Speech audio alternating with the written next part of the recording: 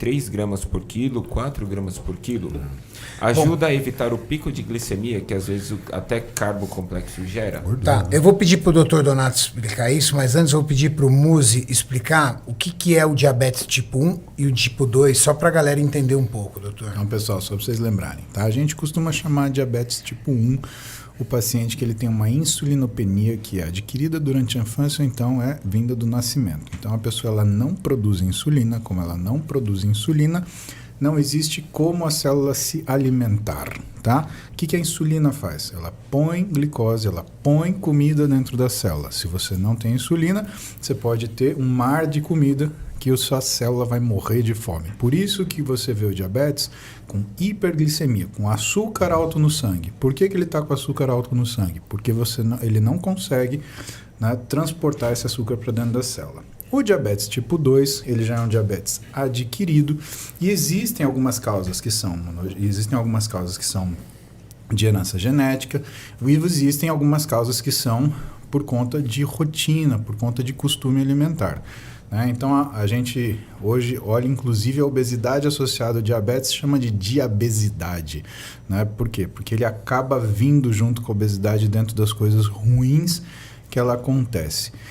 E quando você tem essa dificuldade, né, de colocar açúcar dentro da célula, o que começa a se estabelecer?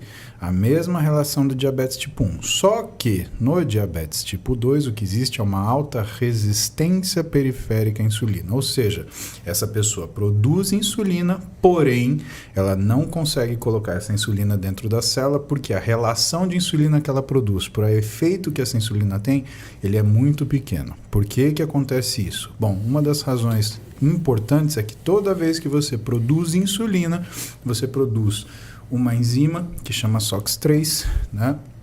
E essa enzima ela inativa o receptor de tirosinoquinase. O que é isso?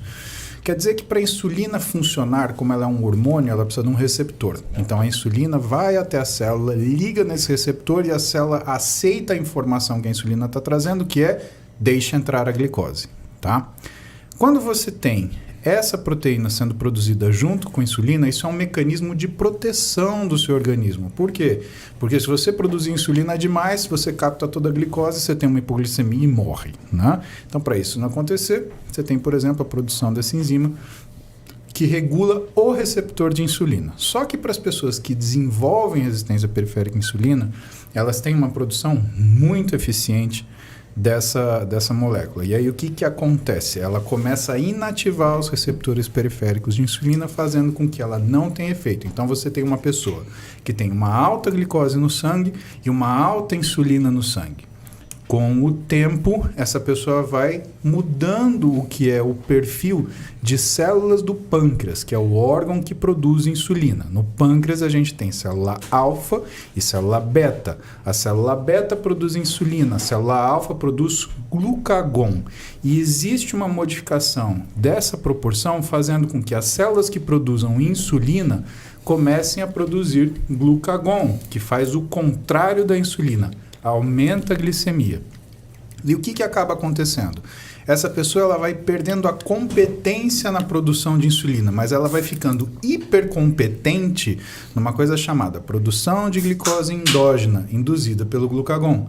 Então, em vez dela liberar a insulina, ela libera o glucagon. Esse glucagon faz com que ela tenha gliconeogênese hepática, ou seja, liberação de glicose pelo fígado, liberação de glicose pelo músculo, fazendo uma grande glicemia, bastante açúcar no sangue.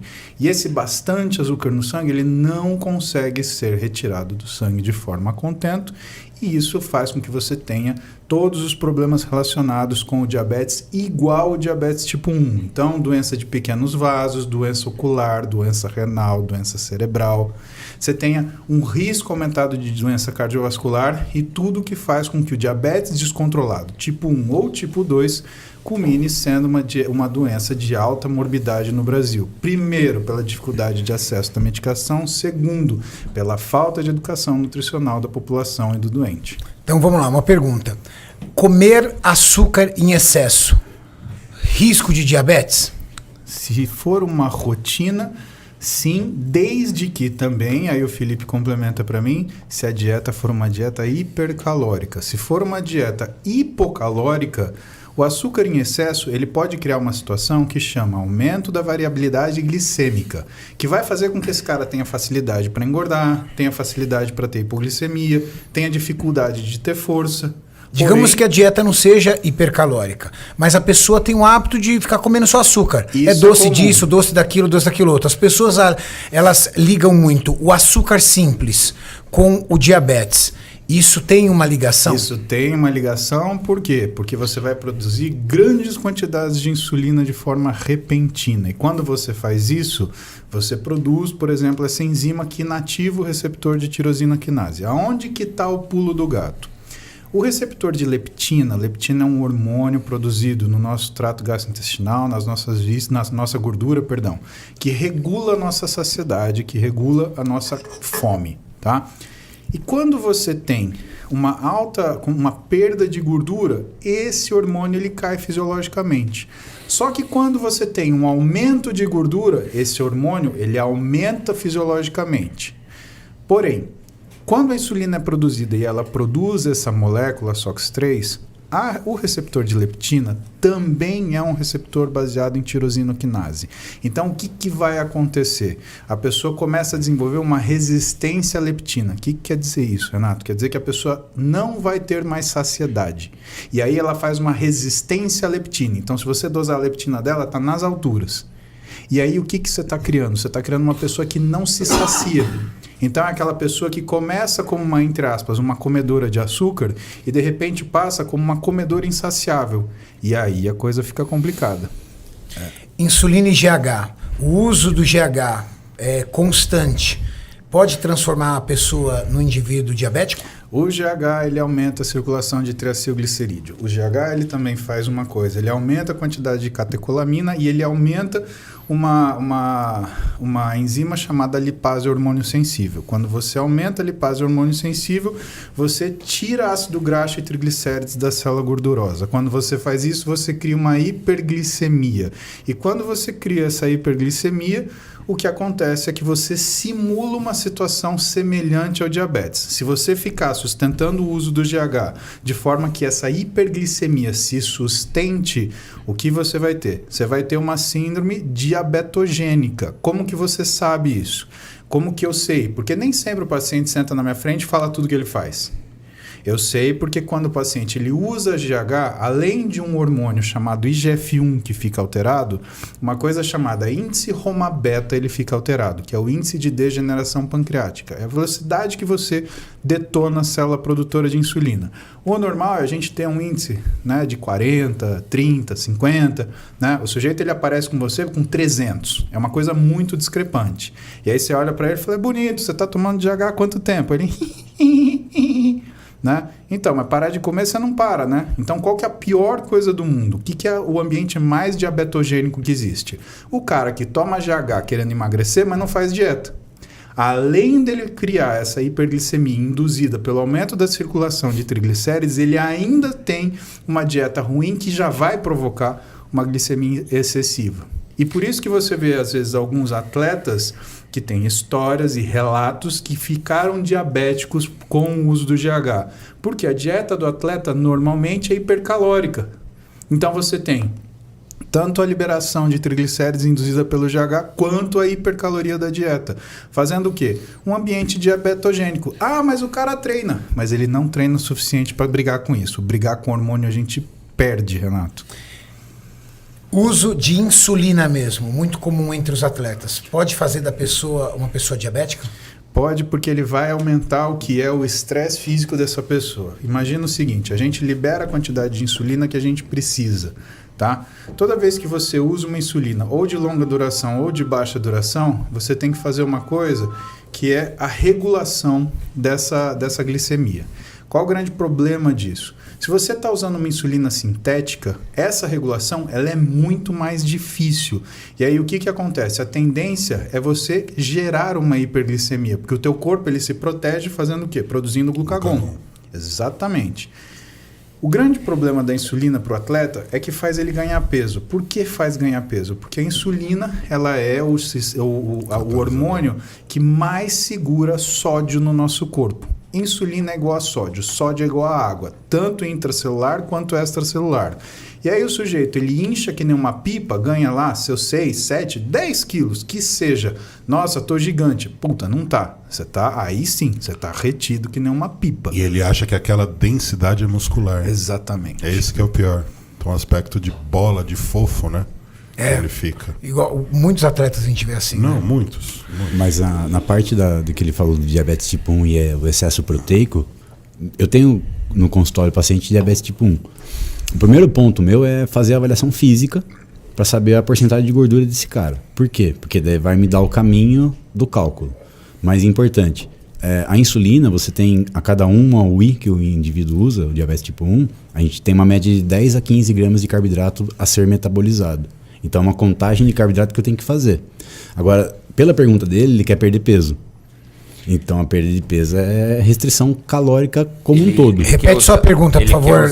Algum problema em proteína. usar proteína como fonte de energia? Não, o Musão explicou. Na verdade, aquela neoglicogênese vai piorar a glicemia dele.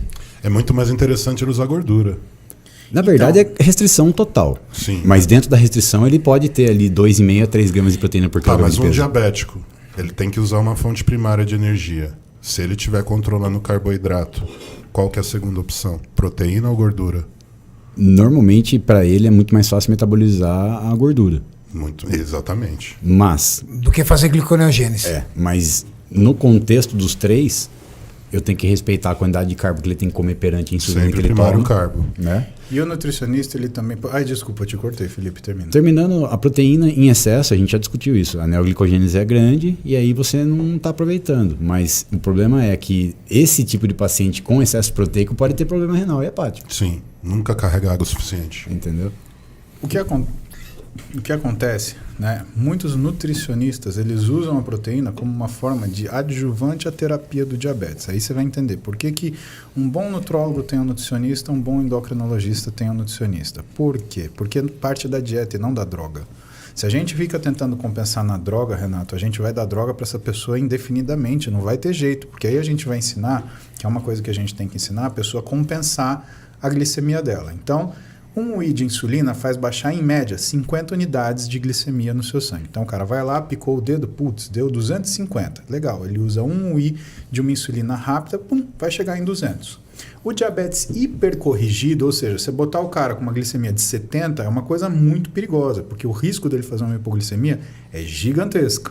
Tá? Lembra que ele não é que nem a pessoa normal. A pessoa normal ela tem mecanismos que prontamente fazem hiperglicemia. O diabético não é assim. O diabético funciona diferente. Então você tem que lidar com uma situação onde a alimentação dele, o ideal é que ele faça aquilo que o Felipe falou, contagem de carboidrato. Então o Felipe, ele não só cuida do paciente, ele dá uma aula para o paciente de nutrição, onde ele senta com esse paciente e ele fala assim, tá bom, ó, a sua refeição Aliás, primeira coisa que ele faz, ele pega a prescrição de droga do médico. Por quê? Quando a gente vai insulinizar um paciente, a gente tem que fazer o fator de sensibilidade desse paciente para programar quanto de insulina ele vai tomar. Em média, um paciente vai usar entre meio e 1 unidade de insulina para cada quilo de peso corporal. Dessa quantidade, ele vai usar mais ou menos 50%, ou o ideal, 50% insulina de longa duração, 50% insulina de curta duração. Então, se esse cara pesa 100 quilos, por exemplo, ele vai usar, em média, ele pode chegar a usar 100 unidades de insulina por dia, usando 50 de insulina de longa duração. Eu gosto de usar uma que chama Tresiba, que eu acho mais segura. Não é a né? Lantus. A Lantus também é de longa duração. Sim. O problema da Lantus, Julião, é que a Lantus ela é uma insulina de longa que tem uma duração menor do que a Tresiba e ela estimula IGF-1. Qual é o problema? Porque a priori você fala, pô, IGF-1 é legal. O IGF-1 ele tem uma coisa que não é legal. Ele é lipogênico. Ele não é igual ao GH. GH é lipolítico, o IGF-1 é lipogênico. Então, quando você usa Lantus, o paciente ele tende a ficar mais inchado e tem facilidade de engordar. Então, tem muito paciente, principalmente mulher, que você só troca de Lantus para Tresiba, né, que ela já melhora, ela já dá uma desinchada.